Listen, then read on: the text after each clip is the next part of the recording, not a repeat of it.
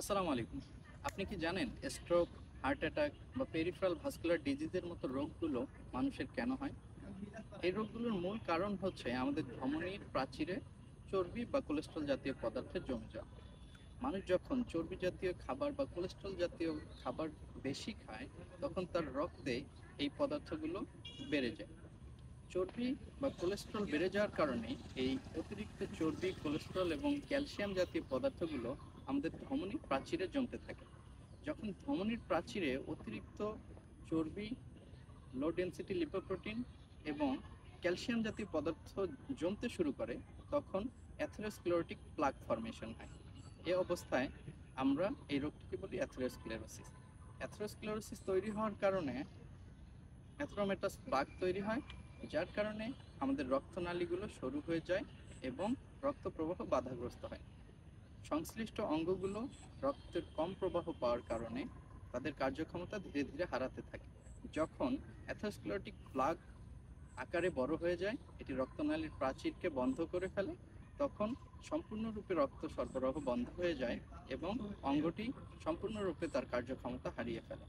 উদাহরণ হিসেবে বলা যায়, যখন আমাদের হৃৎপিণ্ডের প্রাচীরে যে ধমনীগুলো আছে, যেমন ডান করোনারি ধমনী এবং বাম করোনারি ধমনী, যে কোনো একটির প্রাচীরে যদি চর্বি জমে যায়, সেক্ষেত্রে ধীরে ধীরে হৃৎপিণ্ডের রক্ত সরবরাহ কমে যেতে শুরু করে। হৃৎপিণ্ডের রক্ত সরবরাহ কমে গেলে হৃৎপিণ্ড তার কার্যক্ষমতা আস্তে আস্তে হারাতে থাকে। যখন অ্যাথেরোস্ক্লেরোটিক প্লাকটি সম্পূর্ণরূপে কোনো করোনারি ধমনীকে বন্ধ করে ফেলবে, তখন হৃৎপিণ্ড তার কার্যক্ষমতা সম্পূর্ণরূপে হারিয়ে ফেলে। এ অবস্থাকে আমরা বলি হার্ট অ্যাটাক। তাহলে বুঝতেই পারছেন, অ্যাথেরোস্ক্লেরোটিক প্লাক ফর্মেশন অথবা হৃৎপিণ্ডের প্রাচীরে চর্বি জমে যাওয়া একটি মারাত্মক সমস্যা।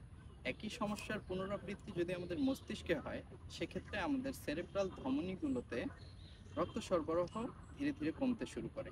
নির্দিষ্ট অংশে এই সমস্যার কারণে মস্তিষ্ক তার কার্যক্ষমতা, ওই অংশের কার্যক্ষমতা হারিয়ে ফেলে।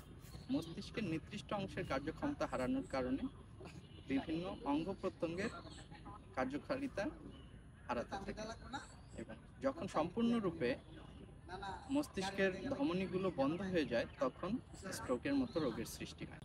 অ্যাথেরোস্ক্লেরোসিসের হাত থেকে নিজেকে রক্ষা করতে হলে আপনাকে আপনার জীবনযাপনের ধারা পরিবর্তন করতে হবে। অতিরিক্ত তেল, চর্বি জাতীয় খাবার বা হাই কোলেস্ট্রল কন্টেনিং ফুডগুলো পরিহার করুন।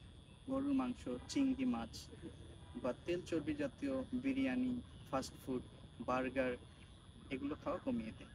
আপনি স্বাস্থ্যকর জীবনযাপন করুন। আপনার খাবারে পর্যাপ্ত পরিমাণ সবজি এবং আঁশ জাতীয় খাবার রাখুন। পরিমিত ব্যায়াম এবং শরীরচর্চা করুন। সপ্তাহে অন্তত 5 দিন 30 মিনিট করে হাঁটুন। সুন্দর স্বাস্থ্যকর জীবনযাপন করুন এবং খাবারের মেনুতে সবজি এবং আঁশ জাতীয় খাবারের পরিমাণ বাড়িয়ে দিন। অ্যাথেরোস্ক্লেরোসিস, হার্ট অ্যাটাক বা স্ট্রোকের মতো মারাত্মক রোগগুলো থেকে বাঁচতে হলে আপনার জীবন মানের পরিবর্তন করুন।